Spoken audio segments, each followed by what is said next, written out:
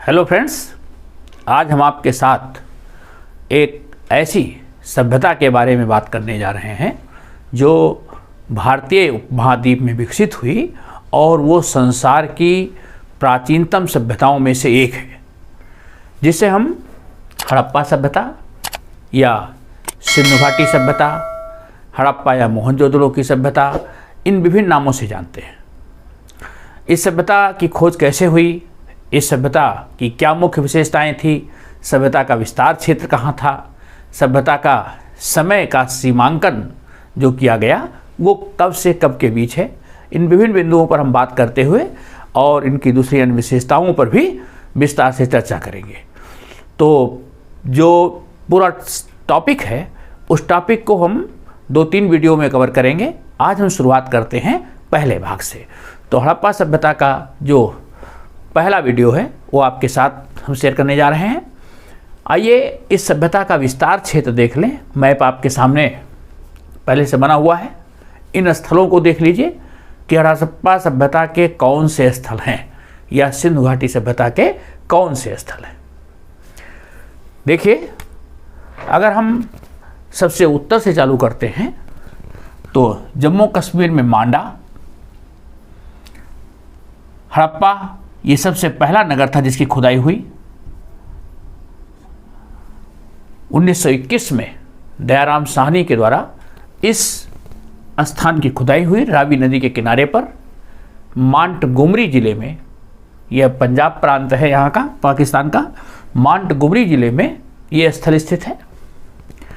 राजस्थान में कालीबंगा, हरियाणा में बनावली, राखीगढ़ी, इसे एक और है मिताथल। ओके, गुजरात के कौन से प्रमुख स्थल हैं? गुजरात में बिल्कुल पश्चिम में द्वारका के पास नागेश्वर, खंबात की खाड़ी के पास भोगवा नदी के किनारे लोथल और रंगपुर, कच्छ में धौलावीरा और सुरकोतदा, ये प्रमुख स्थल हैं। पाकिस्तान में चनूदड़ो, शिल्पकारों की बस्ती थी चनूदड़ो, ये देख रहे हैं आप। जो चोलिस्तान का इलाका है, राजस्थान का जो मरुस्थलीय प्रदेश और पाकिस्तान का भाग, इसके पास कोट दीजी और मोहनजोदड़ो। मोहनजोदड़ो सिंध नदी के किनारे लरकाना जिले में है। तो मोहनजोदड़ो सिंध नदी के किनारे आज पाकिस्तान में है। ये बालाकोट है जो बंदरगाह नगर और शिल्पकारों का केंद्र था। सूतकांगेंडोर ये भी बंदरगाह नगर है। नागेश्वर, बालाकोट, सूतकांगेंडोर ये बंदरगाह नगर थे इस सभ्यता के। तो इस सभ्यता की खोज कैसे हुई और इसका नाम हड़प्पा या सिंधु घाटी सभ्यता या मोहनजोदड़ो की सभ्यता, इन नामों को कैसे निश्चित किया गया उस पर बात करते हैं। भारत का जो इतिहास है, बड़ी विडंबना है कि हम भारतीयों ने उसको नहीं लिखा। भारत पर अंग्रेज़ों का शासन था और जो इतिहास लिखित रूप में हमें मिलता है वो प्रायः इन विदेशियों के द्वारा, अंग्रेजी लोगों द्वारा मिलता है। तो इस सभ्यता की खोज की कहानी भी कुछ ऐसे ही है। ऐसा हुआ, अलेक्जेंडर कनिंघम, ये भारत के पहले डायरेक्टर जनरल थे ASI के, भारतीय पुरातत्व सर्वेक्षण संगठन के जो डायरेक्टर थे, ये पहले डायरेक्टर थे, अलेक्जेंडर कनिंघम। हड़प्पाई क्षेत्र में एक मोहर मिली, एक व्यक्ति थे, उनका नाम था चार्ल्स मेसन।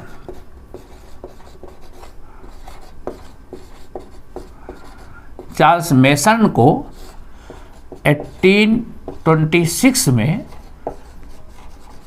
एक हड़प्पाई मोहर मिली। तो इन्होंने उस मोहर को अलेक्जेंडर कनिंघम जी को दिया कि इसका पता लगाने का प्रयास करें, लेकिन अलेक्जेंडर कनिंघम उस मोहर का सही पता नहीं लगा पाए, क्योंकि अलेक्जेंडर कनिंघम उस समय इस प्रकार की विचारधारा से ग्रस्त थे जैसी अन्य लोगों की भी विचारधारा थी। लोगों का यह मानना था कि भारत में जो सभ्यता की शुरुआत है वो ईसा पूर्व 5वीं या 6ठी शताब्दी में ही हुई।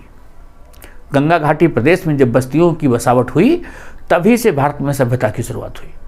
तो 20वीं शताब्दी तक यही विचारधारा थी।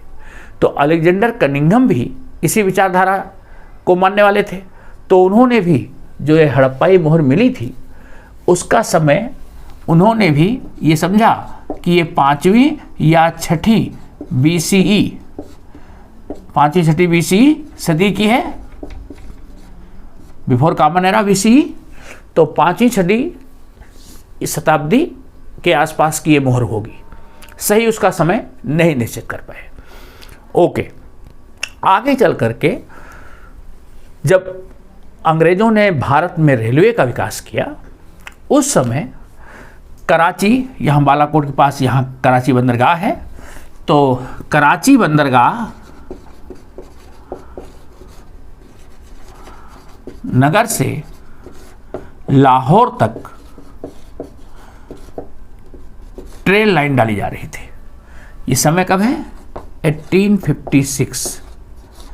1856 में जब कराची बंदरगाह से लाहौर के लिए ट्रेन लाइन डाली जा रही तो खुदाई चल रही थी।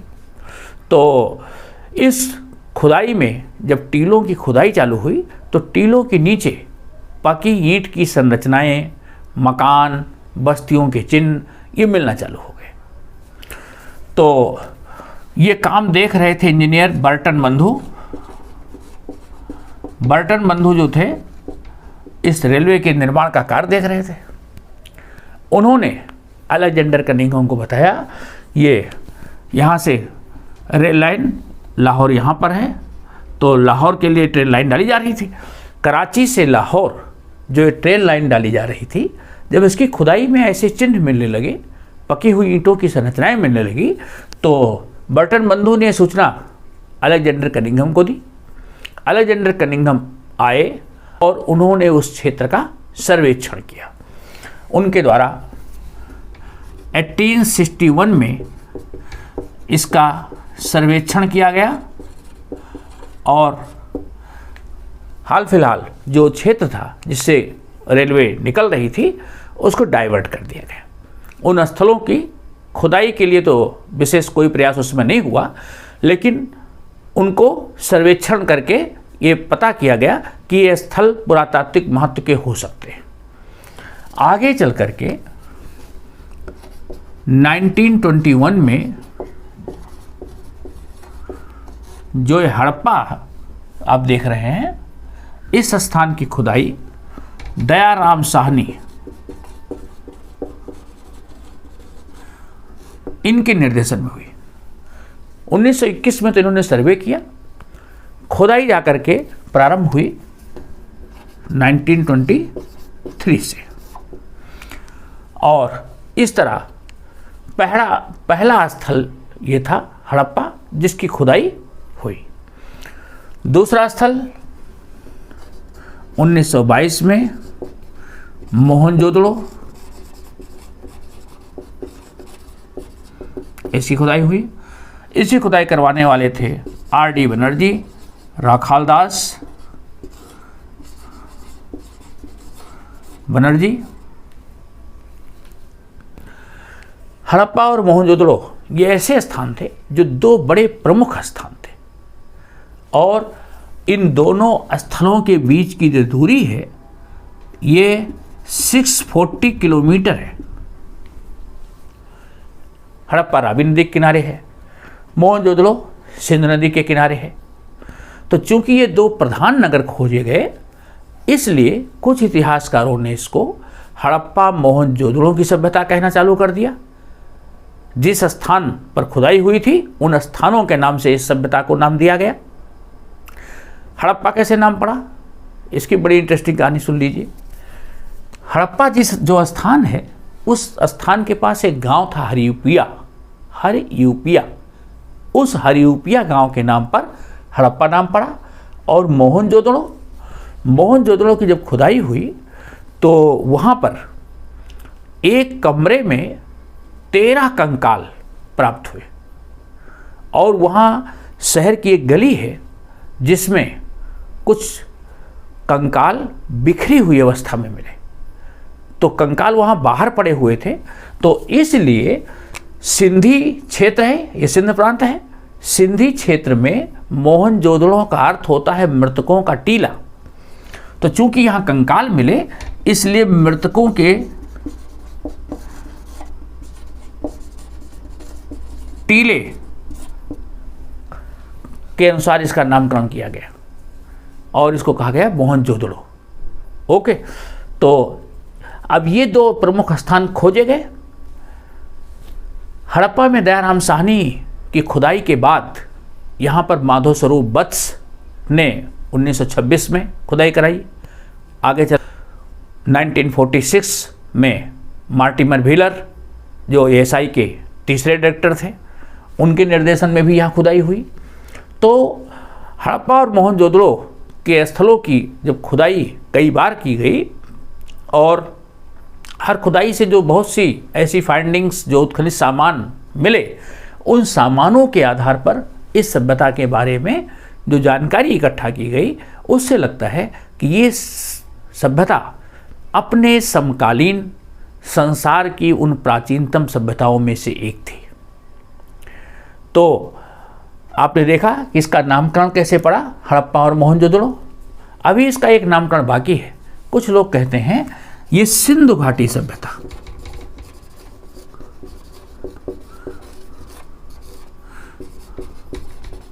सिंधु घाटी सभ्यता।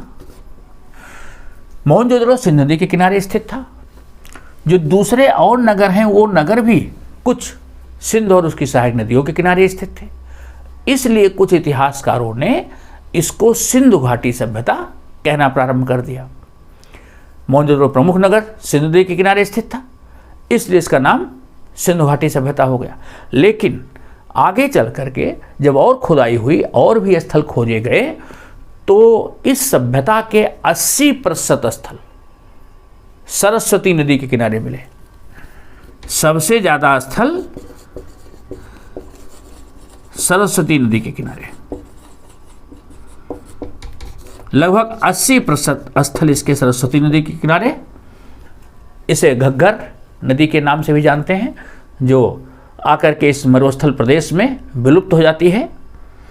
इधर पंजाब से आती हुई घग्गर प्रदेश, घग्गर से आती हुई मरुस्थल क्षेत्र में जैसलमेर में विलुप्त होती है, जो कभी सरस्वती नदी के नाम से जानी जाती थी।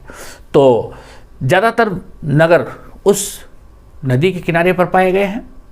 आज लगभग 1500 से अधिक ऐसे स्थल चिन्हित किए जाए, लेकिन उनमें से लगभग 300 स्थलों के आसपास जिनकी खुदाई की गई है, शेष बहुत से स्थल प्रतीक्षारत हैं, क्योंकि ये ऐतिहासिक जो खुदाई होती है पुरातात्विक, इसमें समय पैसा दोनों बहुत लगता है। तो कुछ जो स्थल खोजे गए हैं वो स्थल आपको मैंने चिन्हित करके बताए हैं। अब ये तो हो गई कहानी कैसे सभ्यता की खोज हुई और इस सभ्यता का नाम कैसे पड़ा। अब इस सभ्यता की जो समय के बारे में हम देख लें कि सभ्यता का समय क्या था, जो अलेक्जेंडर कनिंघम जी नहीं समझ पाए थे, जिन्होंने इसको 5वीं-6वीं शताब्दी ईसा पूर्व का बताया था। ये सभ्यता उससे बहुत पहले की थी। जब ये स्थान खोजे गए, इन स्थानों की खुदाई हुई, वहाँ पर बस्तियों के चिन्ह, मनुष्यों के कंकाल, बहुत सी उपयोग की जाने वाली सामग्री, वो सब जब प्राप्त हुई तो उनके आधार पर इतिहासकारों ने इस सभ्यता का जो समय निर्धारित किया वो अलग अलग इतिहासकारों द्वारा अलग अलग है। देखिए, कुछ इतिहासकार इस सभ्यता का जो प्राक हड़प्पा समय निर्धारित करते हैं, उनका कहना है कि हड़प्पा से पूर्व ये सभ्यता जब प्रारंभ होना चालू हुई, जब अपनी बिल्कुल शैशवावस्था में थी, उसको उन्होंने प्राक हड़प्पा, हड़प्पा से पहले की सभ्यता, या इसे झोकर झांगर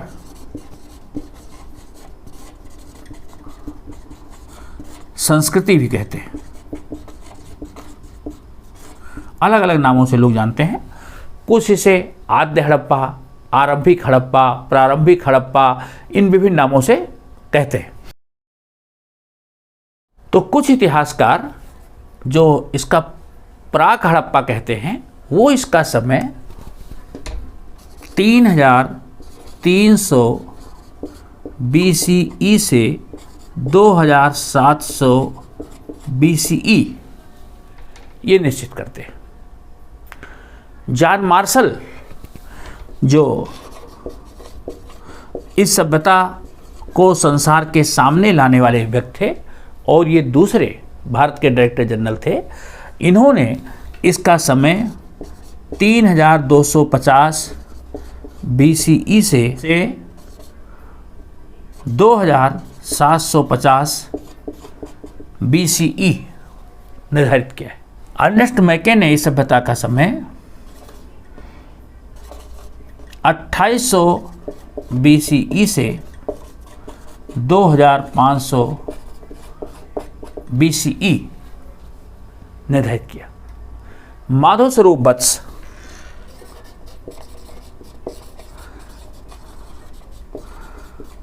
इन्होंने इस 500 BCE से लेकर के 2700 BCE ये निर्धारित किया। इस सभ्यता का जो कार्बन डेटिंग का टाइम है, जो कार्बन डेटिंग तिथि है इस सभ्यता की, वो 2500 BCE से 1750 BCE। मार्टिमर व्हीलर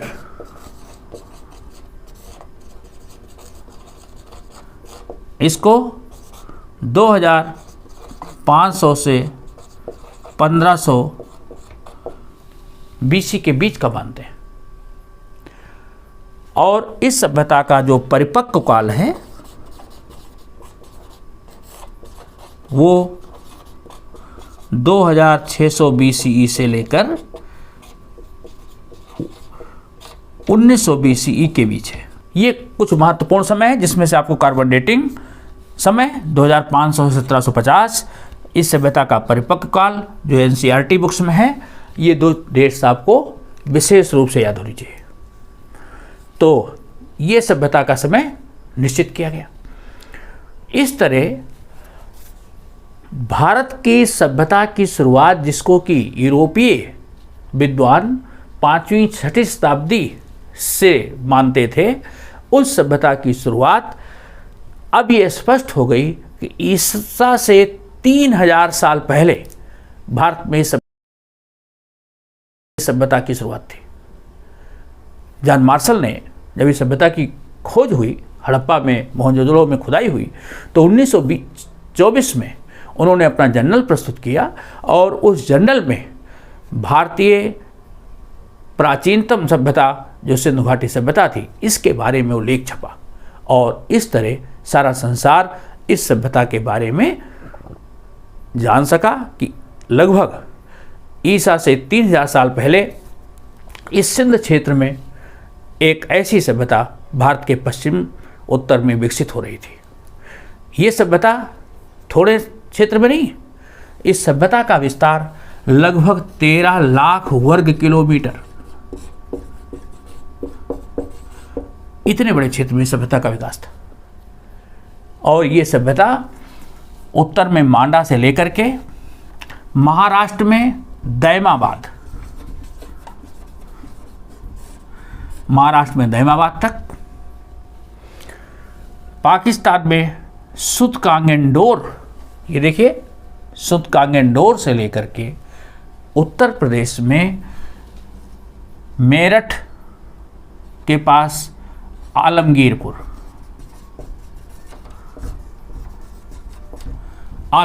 तक। तो सुतकांगेंडोर से आलमगीरपुर और मेरठ से लेकर के दैमाबाद, एक त्रिकोण जैसी स्थिति थी। 13 लाख वर्ग किलोमीटर क्षेत्र में सभ्यता का विस्तार क्षेत्र।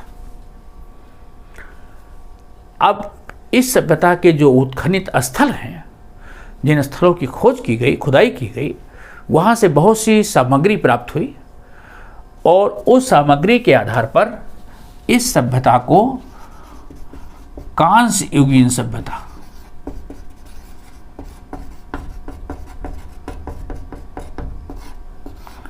नगरीय सभ्यता के नाम से भी जानते हैं। कांस्य युगीन क्यों? क्योंकि इस सभ्यता के लोगों ने तांबे और कांसे इसका प्रयोग किया। तांबा इनको ज्ञात धातु थी, तांबा और तांबा में इन्होंने टिन को मिलाया जिससे मिश्र धातु बनी कांसा। तो तांबे का प्रयोग किया गया है, कांसे का प्रयोग किया गया है। इस सभ्यता में ये नगर थे, तो चूंकि सभ्यता में लोग नगरों में रहते थे, ये नगर प्रधान संस्कृति थी, इसलिए इसको नगरीय सभ्यता कहा गया।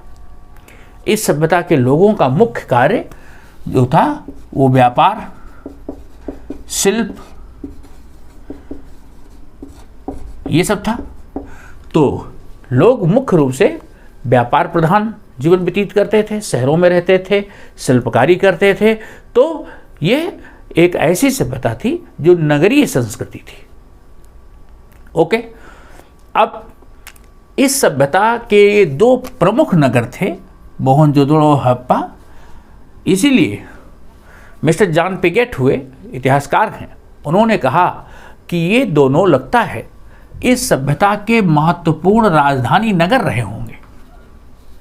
यद्यपि दूरी है इनमें, लेकिन ये दो महत्वपूर्ण नगर थे, तो इन दोनों नगरों को इस सभ्यता के राजधानी नगर के रूप में जॉन पिगेट ने कहा। अब इस सभ्यता की विशेषताएं क्या हैं? ये जो नगर हैं, इन नगरों की जब खुदाई हुई तो वहाँ के जो भौतिक अवशेष हैं उनसे हम इस सभ्यता के लक्षणों के बारे में जानते हैं। हड़प्पा सभ्यता के बारे में जो अपनी जानकारी है वो ज़्यादातर यहाँ पर उत्खनित जो वस्तुएं हैं उनके आधार पर है। क्यों? क्योंकि यहाँ की जो लिपि है, लिपि के नमूने मिले तो हैं, चिन्ह हैं, लेकिन वहाँ की जो लिपि है वो भाव चित्रात्मक या रहस्यमय लिपि है, जिसके चिन्हों को अभी तक पढ़ना संभव नहीं हो पाया है। इसलिए हमारी जो जानकारी के स्रोत हैं वो यहाँ पर जो उत्खनित सामग्री है, कंकाल है, बस्तियां हैं, जिससे कि मकानों का निर्माण कैसे होता था, बस्तियों का पैटर्न क्या था, ये सब सारी जानकारी मिलती है। तो ज़्यादातर हमारी जो जानकारी है वो अनुमानों के आधार पर है, सटीक नहीं है। अगर इस लिपि को पढ़ना संभव होता तो संभवतः जानकारी और सटीक हुई होती। यहाँ लिपि चिन्ह मोहरों के ऊपर, बर्तनों के अवट के ऊपर मिले। सबसे ज़्यादा जो लिपि चिन्ह हैं वो मोहरों पर मिले। ये जो मोहर हैं इनके ऊपर लिपियों के चिन्ह हैं, और ऐसे 375 से लेकर के 400 चिन्ह प्राप्त होते हैं। मुख्य चिन्ह 64 है, ये मुख्य चिन्ह है 64, लेकिन वैसे कुल चिन्ह 375 से लेकर के 400। अब इस लिपि को अगर पढ़ा जाता तो शायद जानकारी और बेहतर होती। तो इसलिए हमारी जानकारी के स्रोत ये हैं। बहरहाल इन स्रोतों के आधार पर जो हम अनुमान लगाते हैं, जो जानकारी है, इससे इस सभ्यता के जो विशिष्ट अभिलक्षण हैं उन पर हम बात करेंगे, और अगले वीडियो में आपसे चर्चा करेंगे कि यहाँ के प्रमुख नगर, उन नगरों की खोज और उन नगरों की जो नगर प्रणाली थी, नगर नियोजन था, वो कैसा था। मिलते हैं अगले वीडियो में। आप इस वीडियो को देखेंगे, अपने मित्रों को भी शेयर करेंगे और चैनल को लाइक तथा सब्सक्राइब करना न भूलें। थैंक्स।